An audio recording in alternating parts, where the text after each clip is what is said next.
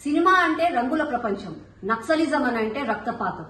Telangana film association అవార్డులకు మీరు గదర్ గారి పేరు పెట్టడం అనంటే రక్తపాతాన్ని ప్రోత్సహిస్తున్నట్టే, ప్రజాస్వామ్యాన్ని వ్యతిరేకించిన వ్యక్తిని సన్మానిస్తున్నట్టే.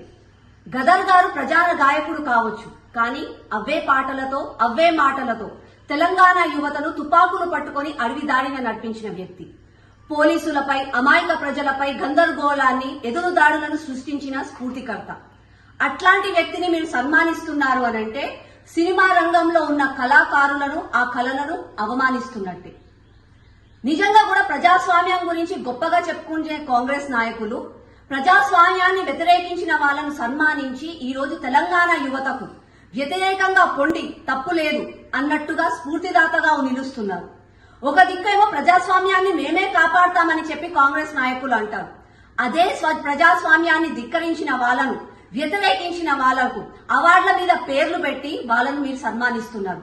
ఇది రాజకీయమా, లేకపోతే అవమానమా, లేకపోతే నికృష్టమా అన్నది మీరు ఒకసారి ఆలోచించుకోండి. ఒకవైపేమో మేమే గొప్ప అని మాట్లాడుకుంటారు. ఇది గాంధీ కుటుంబం, గాంధీ మార్గాన నడిచే కుటుంబం అని చెప్తారు.